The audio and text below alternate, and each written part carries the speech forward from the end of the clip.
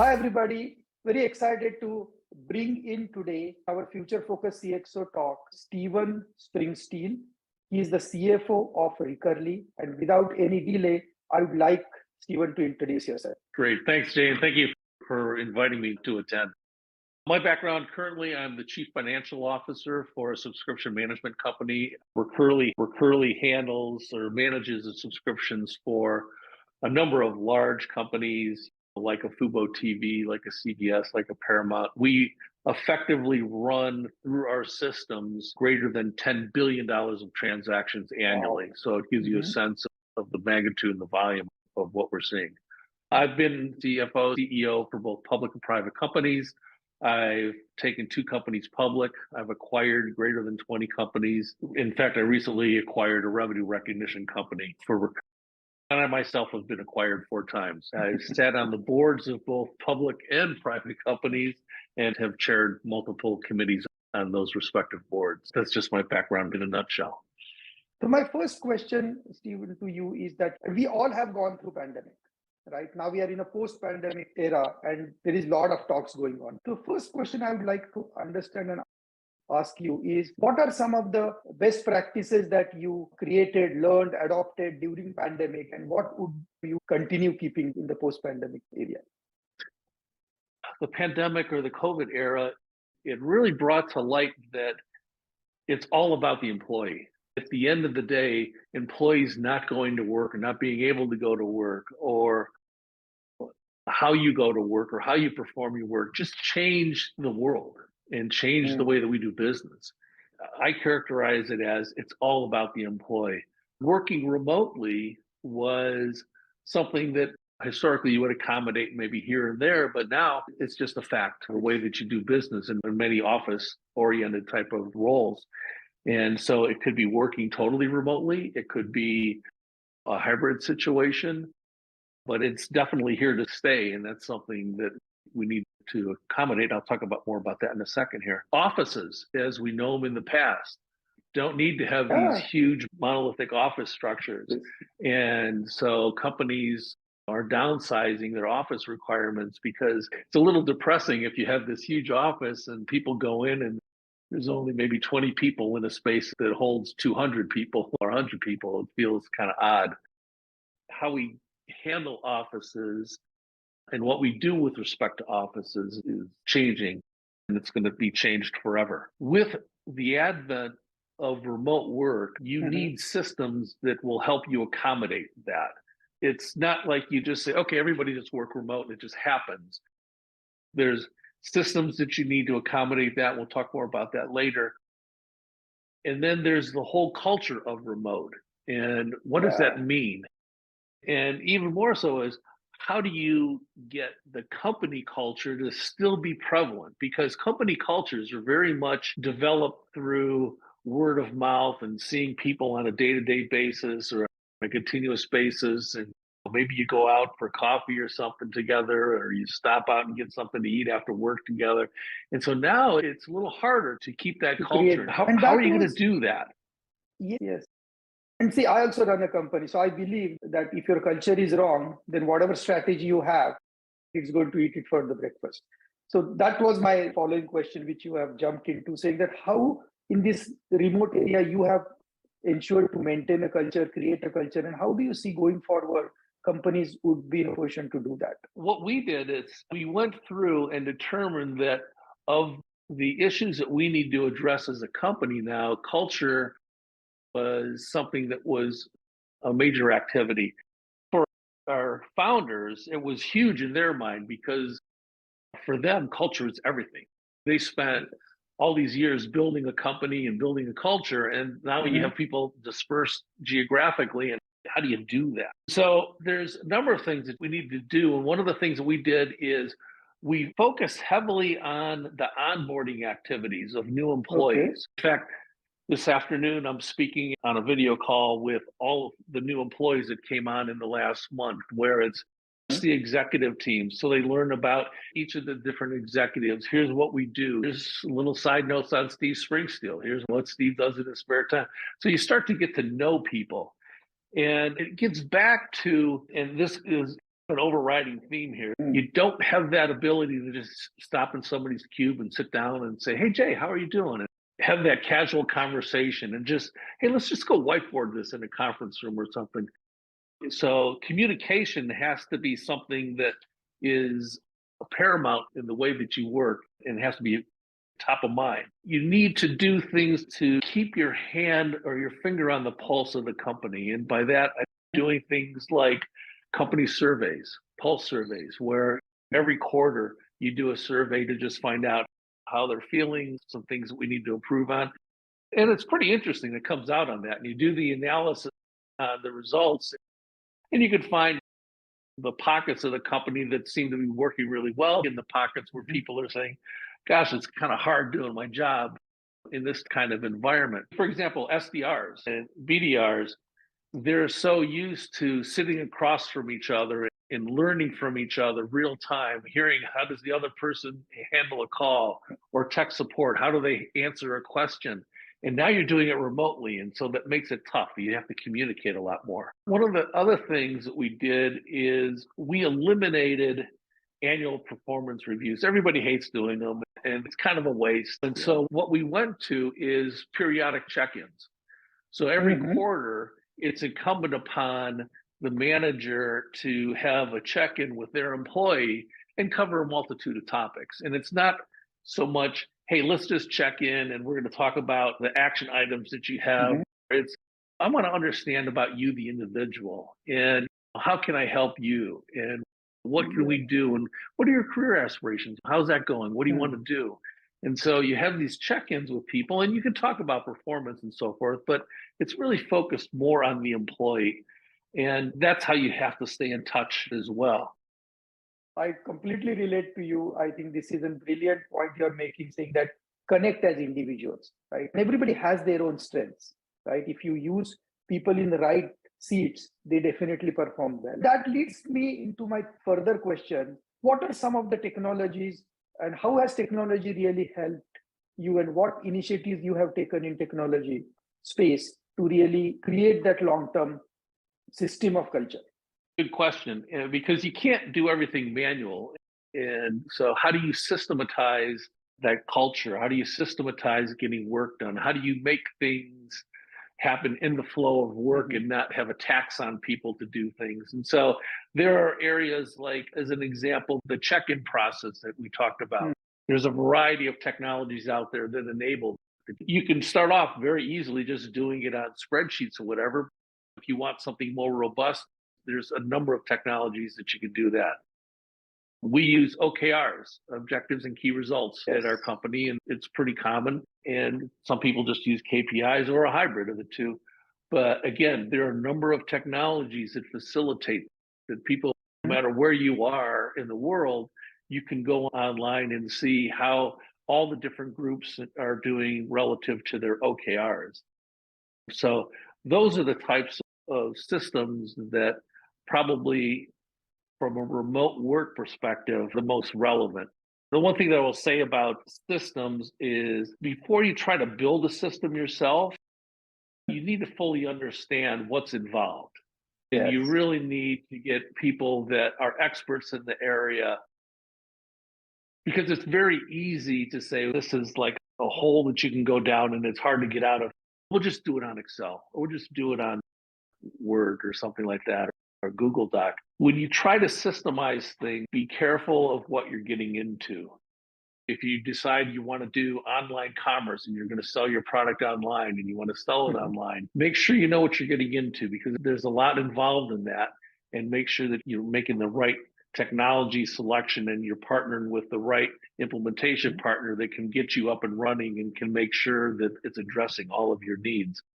That's the one thing that I would just suggest relative to doing a lot of these things on your own is it's good to do it manually initially, but you're probably going to have to systematize. And there's a number of good options out there. And what I have learned in my experience is when you talk about outcomes to companies, saying that what do you expect out of this system? Because everybody buys a tool for doing something. That answer is very different to whom you ask. You ask a CFO like yourself, you will give me a very different answer than a VP of sales versus your CEO, right? So you're absolutely right. Before you systemize anything, in my opinion, draw those success metrics for different stakeholders, right? And then try to design it so that it's not focused just on one role. That's very true, Jay. And it's not just look at the problem you're trying to solve today, but what's the problem that you're going to have to solve 3 years out, 5 years out? Because you don't want to put something in place today that's only going to last you for a year or two. You need something that is going to last longer. Like in our business, as an example, right? If you want a subscription management technology, that's great. Maybe you just have one product today. In a couple of years, you could have 20 products. Maybe you're just in the US today. In a couple of years, you might be international. So now you're interjecting foreign currencies, you're interjecting a number of foreign accounting regulations, statutory rules, taxation issues vary by country. So as you do these things, think about, okay, this is today, but where do we want to be 3 to 5 years out? And build for that so that it has reuse and longevity. That actually leads me to my next question that comes to my mind is, we know that inflation is real, right? There is a lot of fear of recession coming. I even heard the news that Europe is already in recession. My question to you, CFO, is how would you cost optimize your operations so that you can go through the recession or the economic downturn, but not hurt the long-term growth of the organization? You have to run scenarios, best case, worst case. You need to think conservatively as you put these things together. Maybe in the past, your business was just going like a freight train, and the freight train is going to run out of gas right now. It's going to run out of fuel. And okay, if the train slows down, how do you adjust for that? How do you adjust your cost structure for that? Now is a really good opportunity to do things and look at your cost structure. And how do you adjust the cost structure for maybe slower growth than what you saw before? That could involve a reduction in force. You read about that everywhere because people are the biggest expense in most companies. That's at a high level, but then you double click down a few layers and things to think about. If you're a SaaS company, build in annual increases into your agreement, in your contracts. And maybe it ends up getting negotiated out as part of closing the deal, but at least it's there and you're starting to give you something to negotiate with. We look at all of our vendor renewals. When we have SaaS agreements with our vendors that are providing services to us, we go back and renegotiate and we look at, do we really need it? Actually, we just retain the services of a company that effectively does that.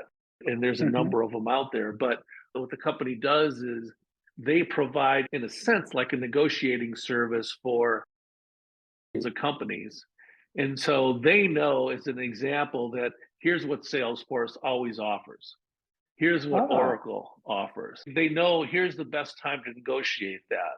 They'll also look and they'll say, okay, in reviewing your agreements, we went and looked at and said, you're paying for 500 users, but you only have 400 that are using it. So let's bring that down. And then the last thing that I would say is that we use this, and this really helped us a lot in our thinking because we benchmark against best in class. So we're fortunate that our investor, Excel KKR, provides portfolio analysis, benchmark analysis. So we could basically see here are the best in class companies that they have in their portfolio. And we use other benchmarking as well. But that way it gives you points of reference. So when you say, geez, the engineering expense looks like we're running high. Okay, why are we running high? Does it make sense to run high? Because it could be very justifiable. But when I compare to all the other companies in the portfolio that are similar in their product offering, it's different. And the same could be held true for anything. Could be G&A, could be sales, could be marketing, whatever. But it's good to benchmark, not just financially, also benchmark operationally. What's the retention that companies are doing? We, as an example, have great retention. Our net retention is 108%, 110%, which says that customers are not just staying with us, but they're growing with us. In that space, we're doing great. Look at some of the other operational metrics, like what are close rates that other companies are doing and so forth. And so for privately held companies, very often you could go to your key investors and they can provide some of that benchmark information for their portfolio companies. For publicly traded companies, a lot of that information is available in public filings as well. So benchmarking is key, and there's a number of people that can help you do that type of thing. You gave a lot of good points that optimize the cost, but at the same time, look at your growth for next 3 to 5 years and plan for that. One final question I have, Steve, before I let you go is, what advice would you give to other CFOs or other CXOs? Because the level of experience you have, there are very handful of people in America that have, and there are a lot of new CFOs coming in, and they are entering into a very difficult market. And you have gone through it as a CEO for Pega. It was a 2008 economic downturn, which you led the company through. So what advice would you give to these new CFOs? I give you 2 bits of advice. And the first part I tell other CFOs, which is basically, as a CFO, you have a very unique position in the company. You see how everything comes together. You have a view that no other functional group has. And as the CFO in the CFO's organization, you can either just sit there and report on it, or you could take that information and use it and operationalize it. And what I mean by that is you could go and you could tell the salespeople, hey, you want to do this promotion. Did you know that there's this product that's coming out that you probably might want to bundle into it? Or, oh, okay, so this group wants to expand into this geography. Oh, that's great because this other group wants to expand into the same geography. Don't just report on it. Use that knowledge to partner with all of the different functional groups and help bring them together and give them information that they don't necessarily have as part of their day-to-day operation. So that's the first bit of advice. The other advice, and I give this to anyone that's part of my team, which is when somebody comes to you and asks for an approval, you cannot say no without giving an option or giving options. It's very easy and it's very safe. If somebody says, hey, I want to give this product away, it's very safe to say, oh, yeah, you can't do that. No. That's crazy. But you're not adding value by saying no. You are adding value if you say, wait a minute, what are you trying to accomplish? What are you trying to do? And then work with that person or work with that team on, okay, well, let's work on a couple of options. We could do this, we could do that. And now you're adding value to the company. And so, again, you can never say no without giving options. Oh, wow. Great advice. Because how many times we have heard that, oh, the CFO has not approved the budget, so the project is not going anywhere. Why? Nobody knows. Yeah, exactly. But if you sit down and you go through the options and say, okay, we can't do this way, but maybe we can outsource some activities, get us a quicker time to market than if we try to do something internally or ramp up hiring people internally. Let's go outsource it to somebody to help us with that. These are all the things that you need to think of and working with your internal partners, business partners, to come up with. Thank you so much, Steve. It was wonderful talking to you. Great insight. Lot of golden nuggets for a lot of people to consume. I thank you for being on the podcast. I look forward to working with you again. And any last words you want to say? No, I tell you, it's dynamic times that we work in, and the economy is going through a cycle right now that's pretty tenuous. We have other external factors that are making the business environment pretty dynamic. And so it's exciting to navigate through that. And as leaders of your company and leaders of your teams, you're going to have a great time navigating through it and going through and figuring out how do you optimize things. It's always a great challenge and it's fun to do. Okay, thank you, Steve.